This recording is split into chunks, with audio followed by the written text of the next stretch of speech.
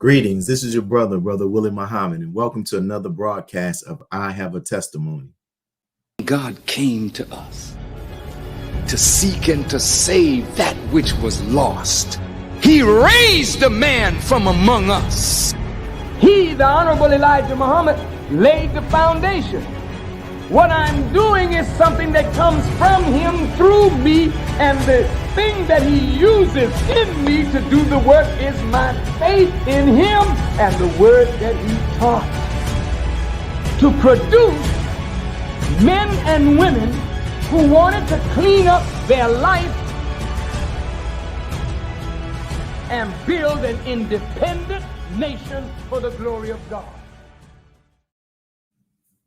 Today, we are honored to have a guest, our Sister Amina X. She's an educator, an art activist, and a member of the Cultural Revolution, who also teaches art to students at Muhammad University. Light. What are the 7 elements of light?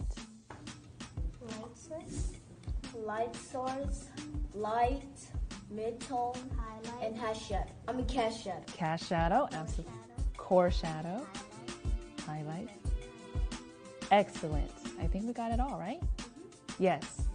This is such an important concept of any drawing, painting, even in fashion illustration, photography, filmmaking. We need to study light. We need to study shadow, the midtones, all the shades in between, because that's what life is all about, right? We have days that are light, and then we have dark moments, and we have anything in between, and we want to represent that story in our art. All right, so. Assalamu alaikum, dear sister. Wa alaikum salam. Thank you for agreeing to be a guest on our show today. Thank you so much for having me. It's an honor. Yes, ma'am. And I'd like to get straight into the interview. There are many who have a narrow view and understanding of the teachings of the Most Honorable Elijah Muhammad and the Nation of Islam. And what I mean by that is that many often think that this way of life and this organization is only meant, quote unquote, for Black people. And despite the Most Honorable Elijah Muhammad and the Honorable Minister Louis Farrakhan talking about the diversity of the original family. So this is a 2-part question. First, how did you, being a person of Chinese descent, become introduced to the teachings of the Most Honorable Elijah Muhammad? And the second part of that question is, how and why did you eventually decide to become a member of the Nation of Islam? Well, first I want to say, in the name of Allah, the Beneficent, the Merciful, I bear witness that there is no God but Allah. Muhammad is his messenger. I further bear witness that Allah appeared to us in the person of Master Fard Muhammad and raised up for us a messenger, Messiah, in the Honorable Elijah Muhammad. I thank them both for giving us our divine leader, teacher, and guide, the Honorable Minister Louis Farrakhan. In their names, I greet you. Assalamu alaikum. Again, I'm so happy to be on this show, and thank you so much for allowing me to share my story. My story began really, I think, being raised in the Bay Area. As I mentioned in other interviews, I was born in San Francisco, Chinatown, born in the same hospital as Bruce Lee. And I was raised in the East Bay, that consists of Oakland, Berkeley, Richmond. So I was really blessed to be raised in a very diverse environment where I had insight into the beauty and the struggles of different communities. And within that, I developed strong relationships.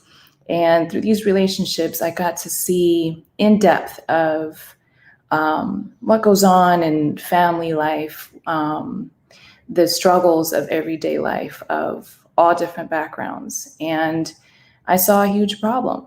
I had close friends that lost their lives to street violence. I was also going through a tough time in my early life, and I had a community of different communities helping me and being there for me and supported me. And so through this environment, I was really interested on what are the solutions? What are things that we can do as a community to solve the everyday problems? And the the teachings of the Honorable Elijah Muhammad seemed to always be there in my life. And the first time I ever heard the teachings was through a cassette tape. A friend of mine came into my apartment and, you know, he was like, oh my gosh, we have to bring a group of our friends. We need to listen to this cassette tape. And I'm like, what is this cassette tape? And he put it in the player and we all sat down and heard the voice of the Honorable Minister Louis Farrakhan speaking about the injustices and the race issue in America and why. And we sat on the floor for hours listening, just completely in awe of the strength of his voice and what he was saying. And from then on, you know, I went on with my life. However, at my next job, my coworker was giving me really great advice on problems I was going in through my life. And I was like, where do you get this great advice from? And he's like, that's the teachings of the Most Honorable Elijah Muhammad. You need to go to YouTube and you look up Louis Farrakhan. And I went on YouTube, recognized the voice I heard from the cassette tape. And I was just obsessed. I was obsessed. I watched all the YouTube videos, all the lectures. And during that time, you know, in Berkeley, there was a great culture that was going on that surround social justice. I was going to Rasputin's on Shattuck Avenue, listening and being influenced by different underground hip hop independent artists that spoke about the teachings, like Brand Nubian, Talib Kweli, Mos Def. And then after I got all the records and CDs, I go across the street to my favorite bookstore, the Revolutionary Bookstore, and learned about Noam Chomsky, Aaron Dottie Roy, these amazing leaders, the Cultural Revolution of Mao, studied socialism, you know, and then so it tied back into what I was listening to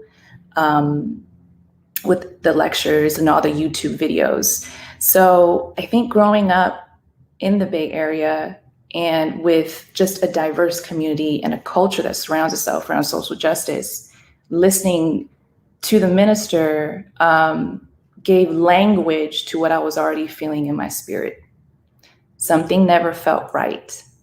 And when I listened to the minister, he put language to it. He put direction and purpose to it. And I never let go since. Wow, beautiful. And that's something how powerful. I haven't had the opportunity to visit the Bay Area yet, but, you know, from watching interviews and talking to people who are from there, it really shows just the level of consciousness that is in that city and the leaders that it is actually given to us as well. So my second question is, you know, how was your decision received by your family and your friends? Well, I think family primarily wanted to make sure that I was safe. I think that they saw the Islamophobia, the violence that Muslims was facing surrounding 9/11. They wanted to make sure that I was safe. They weren't quite sure what exactly that I was getting myself into, but they knew that, you know, Amina Lay has always been kind of different and really has her own opinion and stand on her truth. So they kind of respected, most of my family respected my decision, but just made sure that I was safe. My friends that were there from day one, I started to listen to Minister Farrakhan since 2003, and I had friends around that time that saw my interest and supported that. And so they saw my growth throughout the years. They saw me change as a person and as an artist because I was listening to the teachings. So they were super supportive. But when I made the decision to come into the nation, I had friends that were just getting to know me the past like 4 or 5 years. And those were the friends that were kind of, resistant to my decision going into the nation. You know, I had former friends that said that, you know, the minister is racist, or, you know, you're going into a hate organization and things like that. And I just did not have the tolerance to deal with that. And I had to cut them off. So that was a bit challenging, but I had friends from day one and family that were supportive.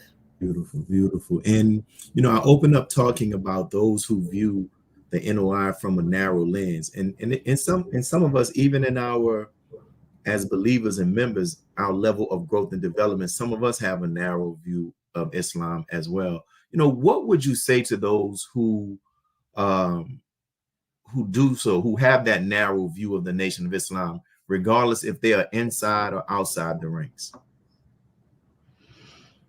That's a really great question. And I did learn of some ideas, surrounding the nation, even when I got in the nation, from believers, and perspectives from outside about how this was a hate group or a racist group and things like that. And I would say to the folks that are in the ranks or even outside to take a closer look at the Honorable Minister Louis Farrakhan, to really spend some time to study what he is teaching, not only hearing what he's teaching, but also look at the way he lived his life and to absorb his spirit, because that will also help with, I say, decolonizing your mind, right? I think that white supremacy is so deep that we have to do the internal work to even receive a universal truth. So I think we all have work to do as far as really detaching ourselves from us being a victim of white supremacy and being more fulfilled in self-love, and recognizing our higher selves when we look at a perfect example in front of us, which is the Honorable Minister Louis Farrakhan. And I would ask you this question, kind of relates to the previous question, but more to what guidance would you share with our brothers and sisters of other ethnicities who may be interested in the Nation of Islam, but may think it's just a Black thing and they don't see where they fit in? I would share with them my story, my journey. I stand in front of them. I bear witness that following the teachings of the Most Honorable Elijah Muhammad, studying the words and the mannerisms and the spirit of the Honorable Minister Louis Farrakhan has brought me closer to my own culture as a Chinese person, also have healed my relationship within my family. So it is a teaching that improves you spiritually, physically. So if you're looking to know more of who you are, you need to come in and you need to follow our Minister Louis Farrakhan. Be to align. Thank you, sister, for what you shared thus far. And we also appreciate everybody who's right now tuned into NNV. We're heading up to our first break, so we're going to pause to get some announcements from our sponsors. But we want you all to tune in to hear more of this testimony by our sister Amina X. Be a part of the force that powers truth in journalism. Your support helps us to highlight solutions for a brighter tomorrow. Go to nnvnews.com/donate. Asiatic Minds, online education, helping our children to discover their God-given skills, gifts, talents, and passion that will allow them to see their greatness, as well as the greatness of our people, and upon discovering that greatness, infusing them with the desire to use it for the betterment of themselves, their families, our people, and the world. Call now, 502-219-4848. This is Sister Sajda Muhammad. We are proud to announce that the Sajda House commemorative Elijah coins are finally here. This priceless heirloom, made from recycled copper from the messenger's home, is now available at sajdahouse.com. The hashtag Bank Black social media campaign made strides not only in revolutionizing how we bank, but also how we think. The movement inspired thousands of African Americans across the country to transfer or deposit millions of dollars into Black-owned banks. These are banks that will invest in urban communities, employ African Americans, support Black businesses, and inspire Black home ownership. This is a very proud moment for our culture as we are taking small, but significant, steps towards building Black power through Black wealth. Thank you for tuning in to NNV News. Please share your thoughts with us in the comments section below. Follow us on social media at NNV News, and please subscribe to our YouTube channel, National Network View. This is Clifton Muhammad with NNVnews.com.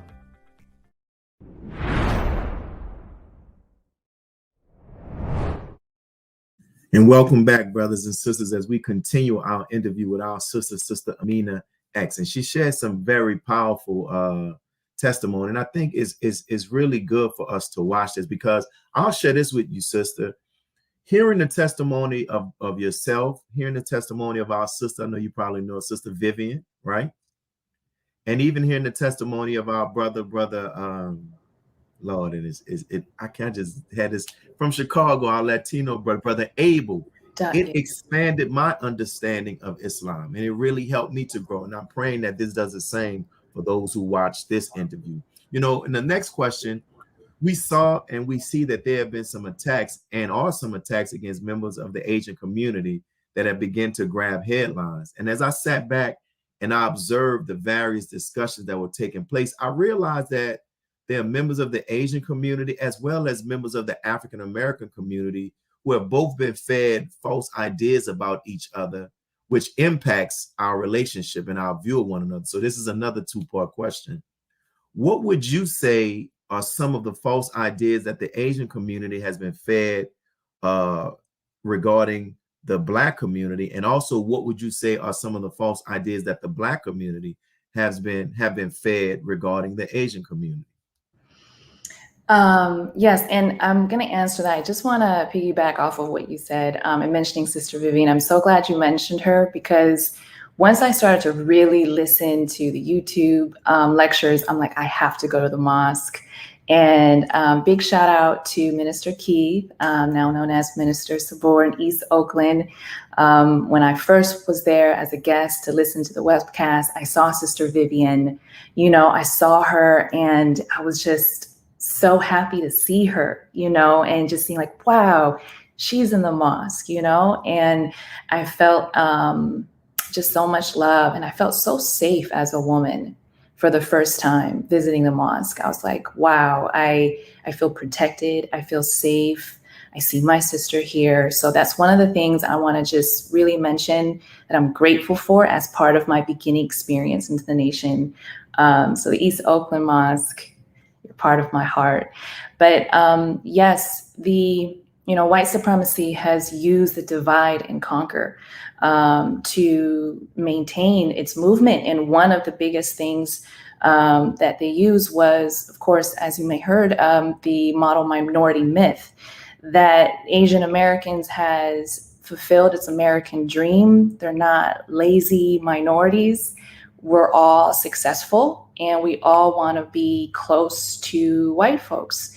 And since we are the good minorities, automatically there are the bad minorities. So you're the bad minorities, you are not as successful because you're not as hardworking, you're not submissive in a way, because look at these group of Asian, they're Asian group, they're a model minority, they're hardworking, they can get up, why can't you? So this has caused a lot of division. This was created in the 60s to undermine the civil rights movement that was posing as a threat to white supremacy. But the problem with the model minority is that it does not show the reality of Asian Americans. We're not a monolithic group. We're not one group that are all successful, hardworking, and achieve the American dream. 27% of Asian Americans live below the federal poverty line. 1 in 4 Asian elders live in poverty. So even though we're seeing attacks on Asian elders, there's a more painful truth of systemic violence that's happening in our communities. It's the highest wage gap in the Asian community as well. And so I think also with the media and propaganda, in film and entertainment, that, Black folks are criminals, and then the Asian are the good minority. This has caused generations of mistrust and pain between the working class American, Asian American, and Black working group. So it perpetuates this tension between us, when there has been history of solidarity between us. So the model minority has served has caused a lot of pain.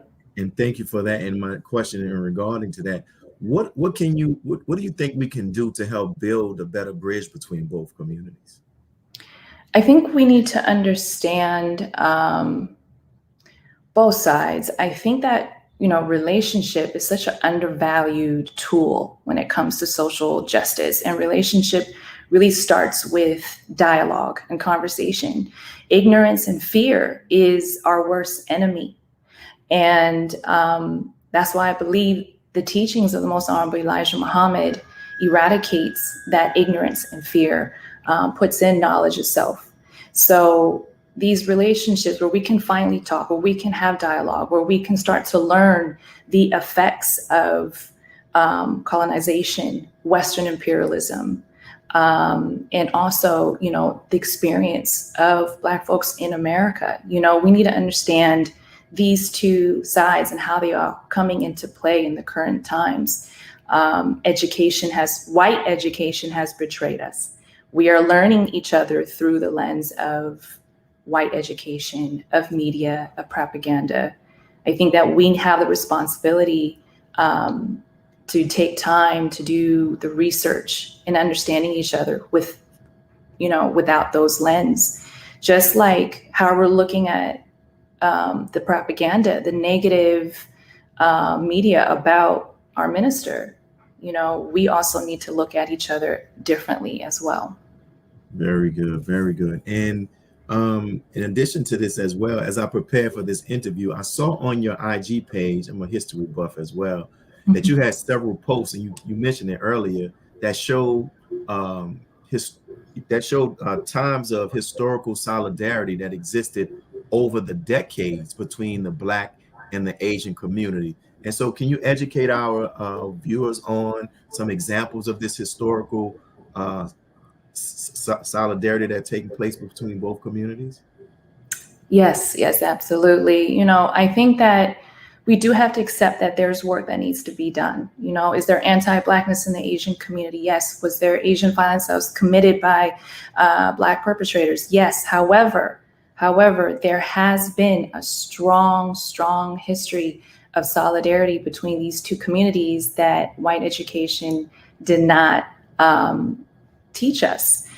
For example, like I mentioned earlier, I was raised in the Bay Area, and in the Bay Area, there's a history of our communities coming together.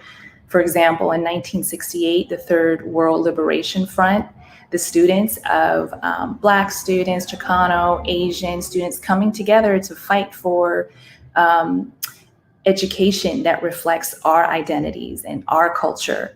The Buffalo Soldiers, the Black American Army Unit that were sent to fight the Filipino War, and realized that while they were fighting a war with the Filipinos, they were like, wait a minute, we're not being treated right in our homeland. A lot of Black soldiers left the American Army and joined with the Filipino Army to fight against U.S. imperialism. Hurricane Katrina in New Orleans, when FEMA failed to help with the efforts of cleaning up the community, it was Vietnamese churches that were the place where Black and Vietnamese communities come together to figure out how to help and support each other, and protest against the landfill that was happening in their cities. Because of the neglect from FEMA. There's so much. I can go on and on. W.E. Du Bois from America going to Japan and having friendships with Mao, going to China, the Black Panther Party in Oakland, who was working with the Red Guard Party, who were Chinese youth that were inspired by the Black Party movement. And they were, exchanging ideas on how to fight against police brutality, on discrimination, and helping with healthcare, feeding the elderly and the children and things like that. So there was a beautiful relationship between the Red Guard Party and the Black Panther Party. Huey P. Newton going to visit Mao. Mao writing an 11-page telegram to the Most Honorable Elijah Muhammad, giving support to the struggles of Blacks at that time. I can go on and on. Frederick Douglass denouncing the Chinese Exclusion Act of 1882. Wow. There's so much. Now you say you can definitely go on and on, because you just said something that I didn't know. I didn't really know more. No, I didn't know, basically. Can you talk about the 13-page letter that Mao wrote to the Most Honorable Elijah Muhammad? Yes. How people can access that. And even there was I can't think of his name. Our NOI history buffs will know.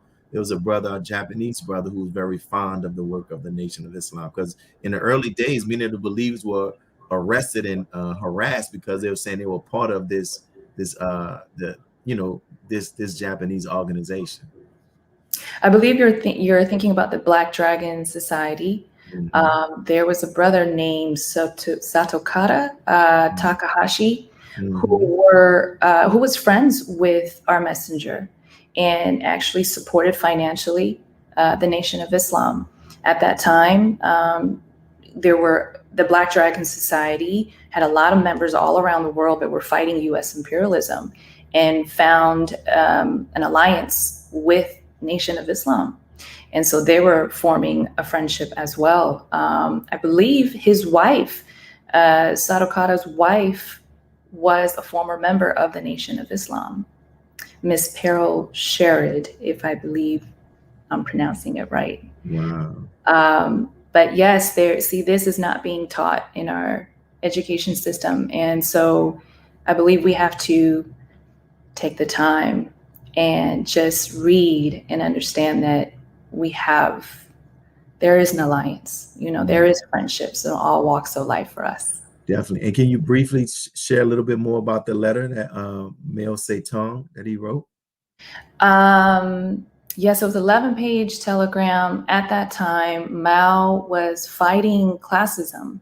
He did not believe in, the working poor being really poor. He wanted equality, and he found an alliance or found parallel movements with the Black American Civil Rights Movement as fighting against injustices and the poor taking advantage, or the rich, taking advantage of the poor. And so he believed that if we support the Black movement in America, we can free all oppressed people all around the world. So he supported the Most Honorable Elijah Muhammad in uplifting Black people in America. Beautiful. See, I'm learning something as well. Now I'll do some more research. So thank you. And for those who are watching, we pray that you're really getting a great enjoyment out of our sister's interview and what she's sharing. And I pray that it is expanding our breast, as Moses prayed to Almighty God Allah for. So we're coming up on our next break, and we'll be right back with more from our Sister Amina X. Be a part of the force that powers truth in journalism. Go to nnvnews.com/donate. Worldwide, 24 hours a day, 7 days a week. Download the Final Call Radio app and take us everywhere. On your phone, on your computer, on your tablet, on Instagram, Facebook, and Twitter. You can also log on to finalcall.com and click the Listen Live button, or finalcallradio.com. Final Call Radio, the official voice of the Honorable Minister Louis Farrakhan and the Nation of Islam. Please share your thoughts with us in the comment section below. Follow us on social media at NNV News, and please subscribe to our YouTube channel at National Network View. I am Willie Muhammad with nnvnews.com.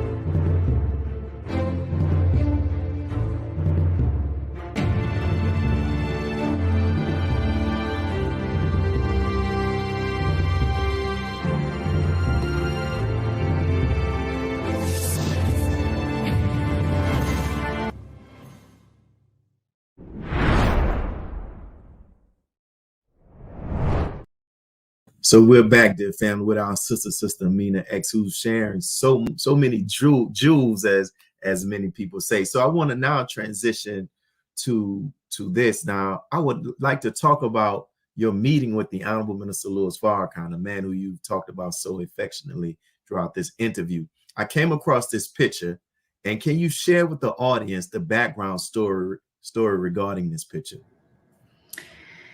When I was painting that picture, I was in processing class. Again, I've been listening to the minister since 2003, and I started processing class probably about 16, 17 years after that. It took me a while, but I finally got in. And while in processing class, we spoke about Savior's Day. And one of my dreams was to go to Savior's Day. And so also I want to mention, like, during this time, I was also detoxing physically. I went on like more of a vegetarian diet, was eating clean and exercising, just really preparing myself to be in the nation, committed to be part of the nation and do the work. And so when I heard about us going to Savior's Day, I was like, this is my time to really express what the teachings has done for me. And I wanted to show my gratitude to the Honorable Minister Louis Farrakhan. So I was in a state of really just cleansing my mind and spirit and really trying to communicate with Allah, like, how can I express my gratitude? So that was the painting. The painting is inspired by how listening to the minister has made me feel strong as a woman. He is my spiritual father. He has guided me into a spiritual life and to develop spiritual strength through prayer.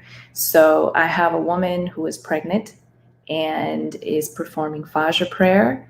And I have the night on one side and the day, and it's coming together. And it really represents harmony and balance of the dark moments in your life and the light moments. I mentioned that in the earlier footage with my students on NFA, using light and dark. And that, you know, with Allah, you're able to create harmony in your life no matter what. And the most powerful thing a woman can do is to be in the position of prayer, and how that expresses femininity in its highest form. And it also represents the womb. It represents the triple darkness. It represents creativity and femininity. I also wanted to represent how the Nation of Islam is also in its womb, and that a nation can rise no higher than its woman.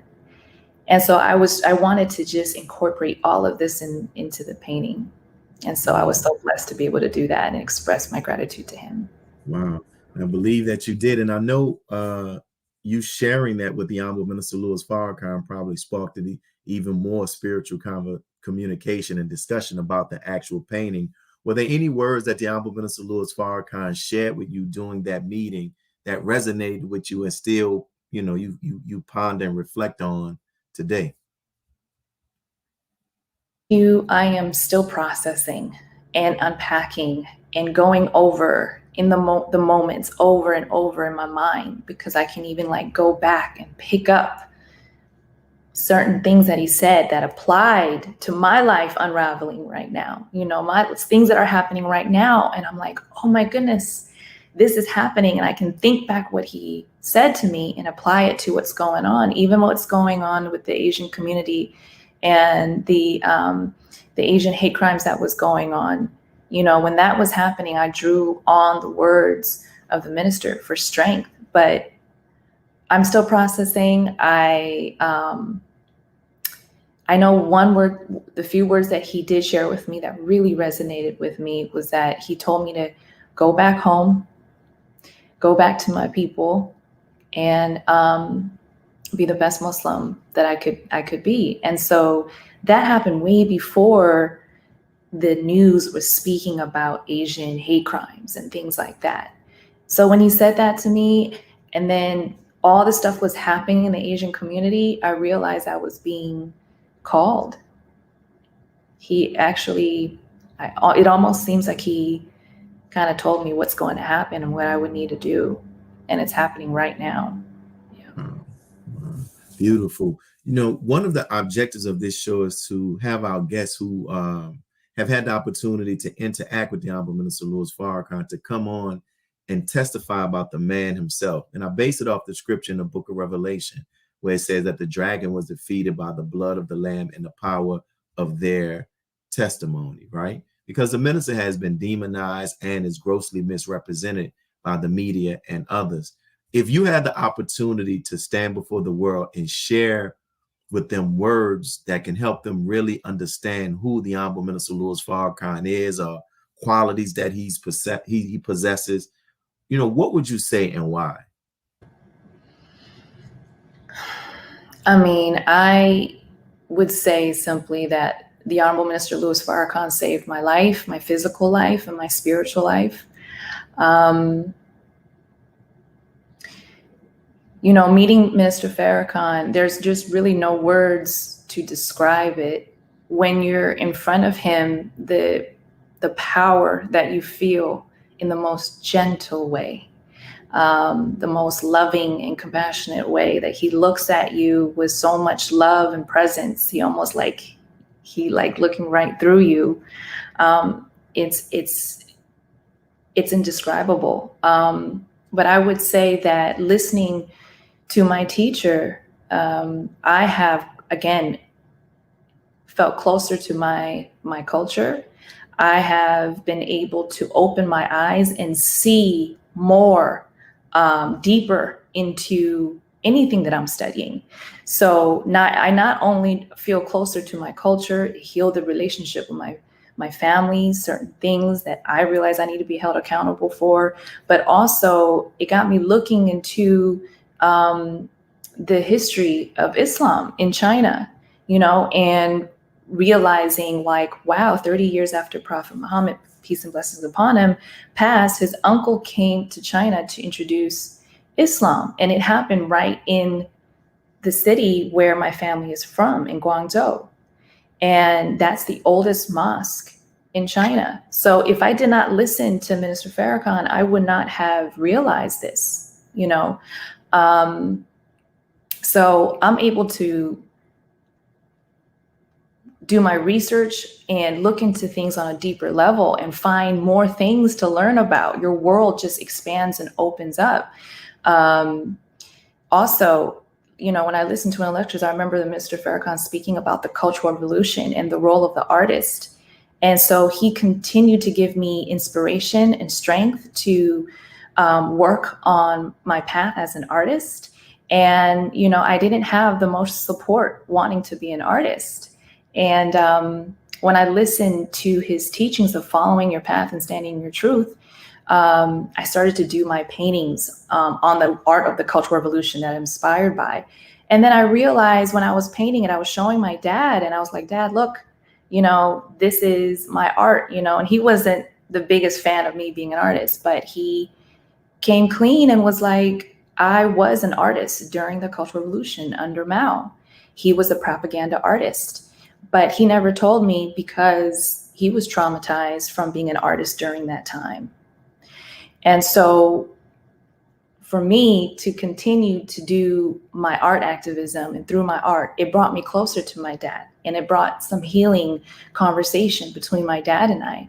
So all this talk with the minister, you know, being anti-Semitic or his hate teachings, this and that, I, as a Chinese Muslim, have more knowledge of self, love my culture, and have a stronger passion to stand on truth and for justice.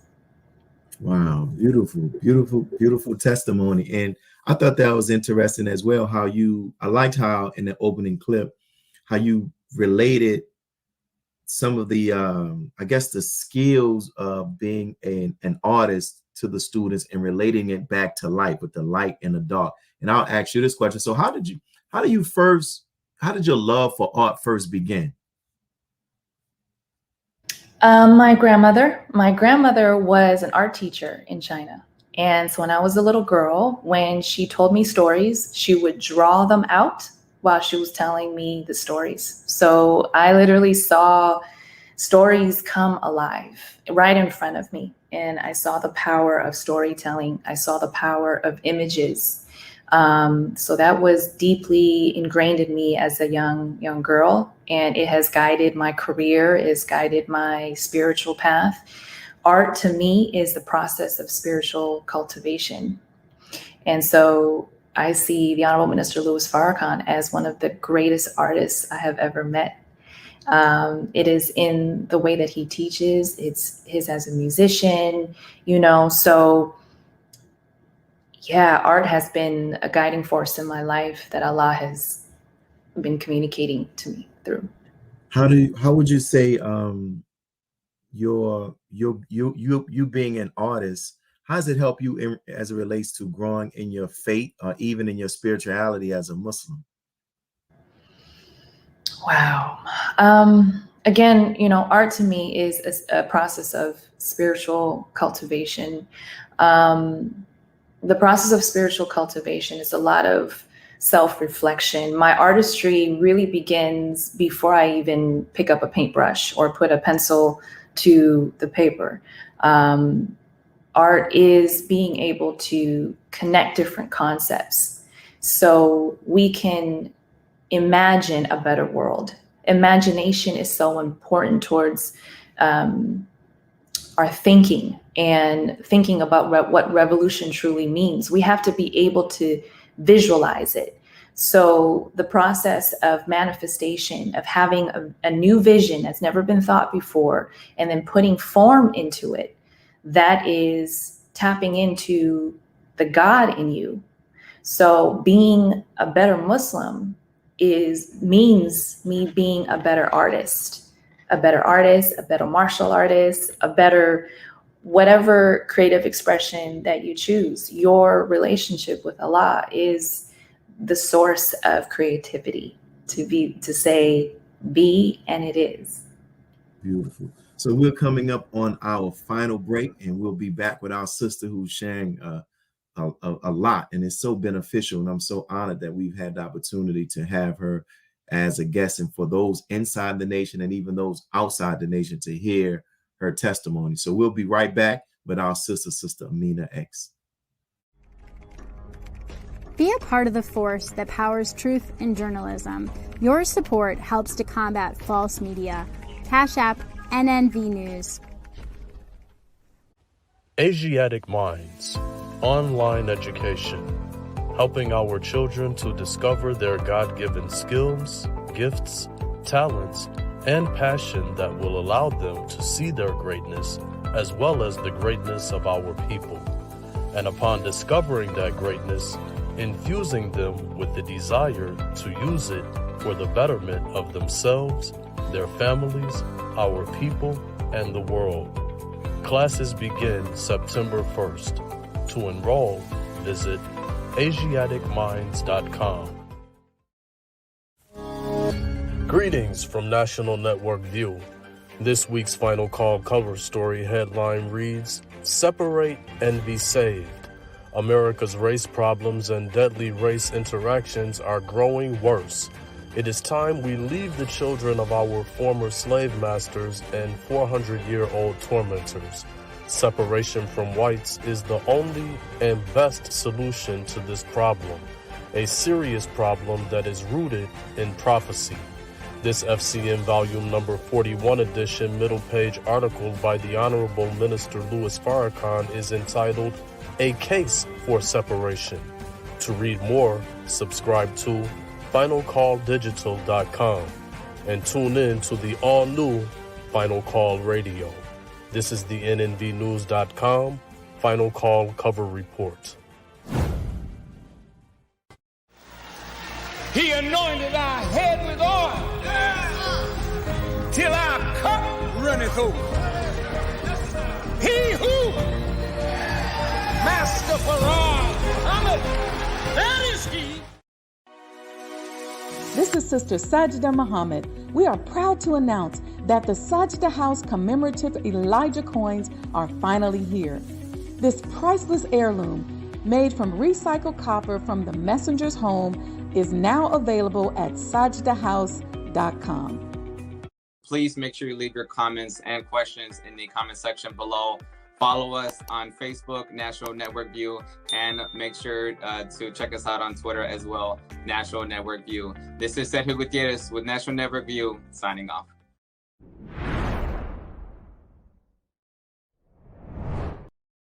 And we're back, brothers and sisters, with our final portion of our interview with our sister from the West Coast, Sister Amina X. And you talked about your love for art, and you mentioned also earlier about the Cultural Revolution, and you consider yourself to be a part of this cultural revolution as an artist. Can you talk about more? Can you explain to those who are watching more about what this means, the Cultural Revolution as an artist?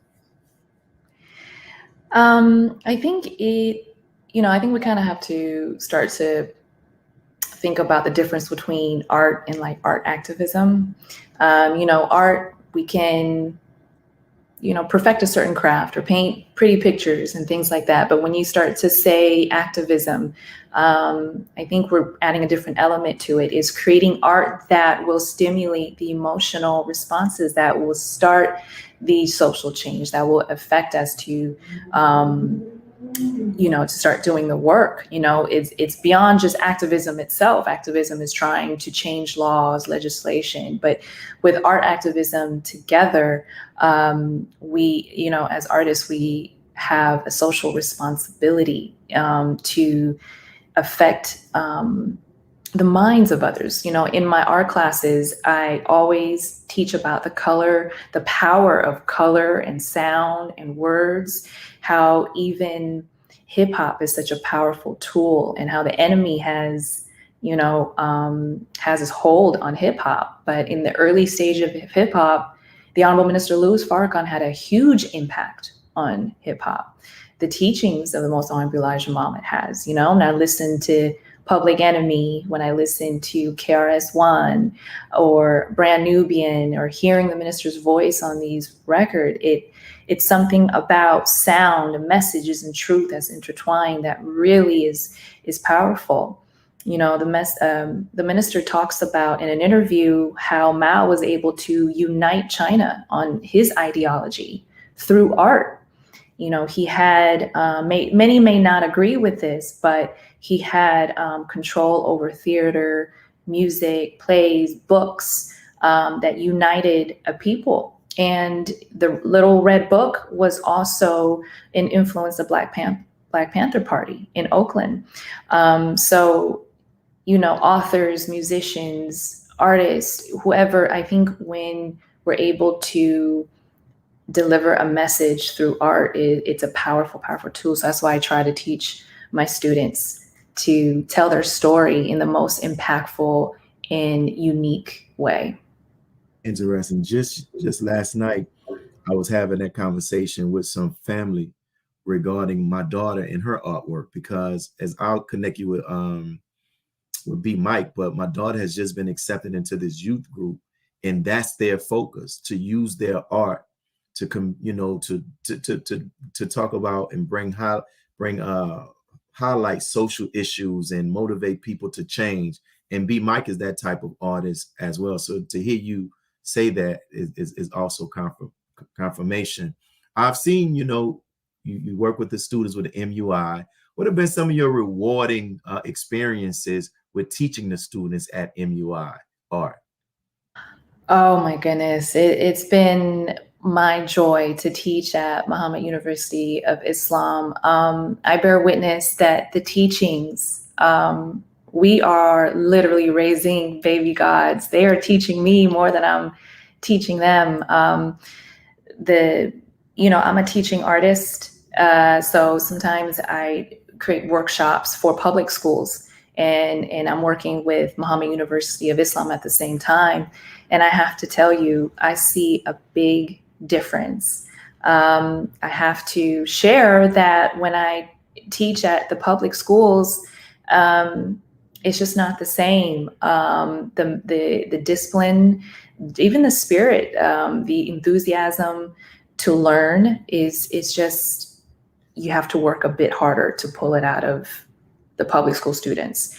When I'm teaching at Muhammad University of Islam, it is just like pure light. It's like this joy and enthusiasm to absorb what you're learning, and then just they have their own way of processing the what you're teaching. And what I really love what we're doing at Muhammad University of Islam is that we have a unique education that combines the teaching with the subject, you know, and we're all tying it together in you know, with a universal truth. And it's just so beautiful. It's a joy. So yeah. Yeah, beautiful. It's and it's interesting, you know, you probably aware of this as well, that there's an effort to kind of like limit art education in the school system. What do you see as the harm of that? It's great harm in that. I mean, as you can see with, you know, Jay Electronica, Busta Rhymes, starting to put the teachings into the music, you know, people are looking into what is the Nation of Islam about. You know, there's so much power in art. I mean, just a little bit of history before we close out. There was a book called Uncle Tom's Cabin.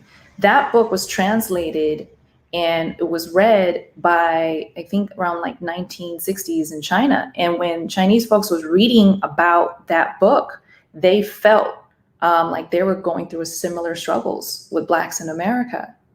And so they started to really research what was going on in America and the racism and the injustices that was happening. And that was just through a book that was translated.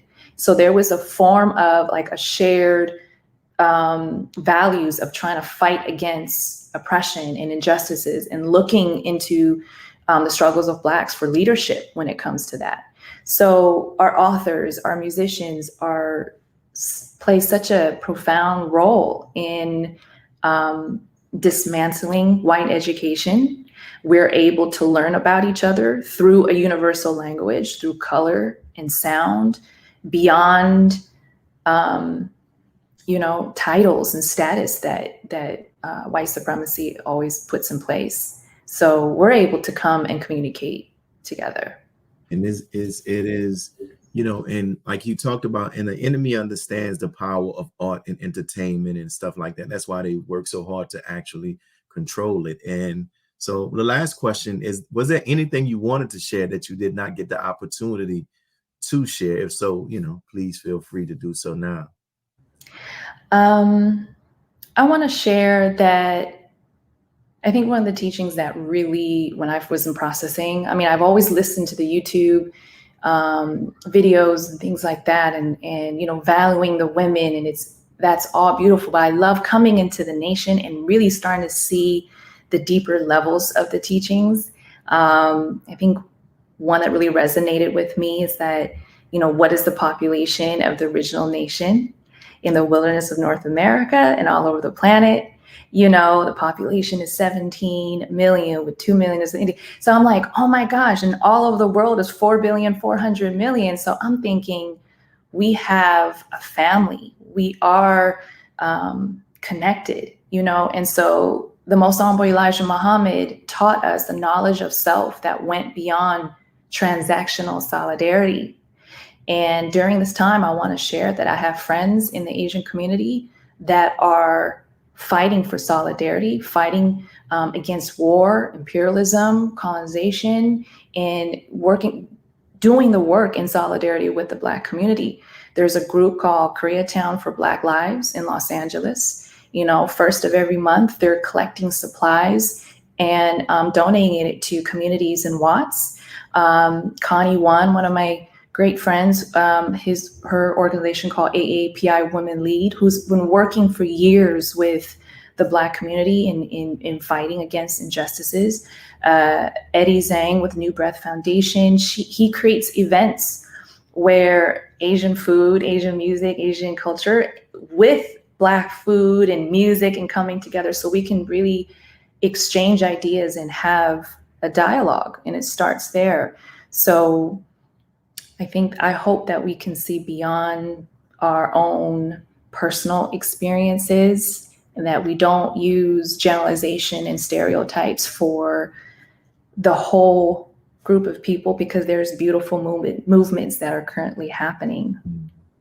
No, that's beautiful, and I'm glad that you shared the names of those organizations and the work that they're doing, so I myself can go and research them and familiarize myself with what they're doing, and also those who are actually viewing this, because that helps us to begin to start building these bridges that we talked about, and it's so key. So, sister, we thank you for what you shared. I really, really enjoyed this interview. It's a very historic interview, and it's a very, to me, it's a very educational interview, and it'll go a long way in helping many of us to grow in our Islam and our understanding. Because think about when the Most Honorable Elijah Muhammad began to start setting up temples in Mexico, and they asked him, "What are you going to teach?" And he said, "I'm going to teach them the same thing."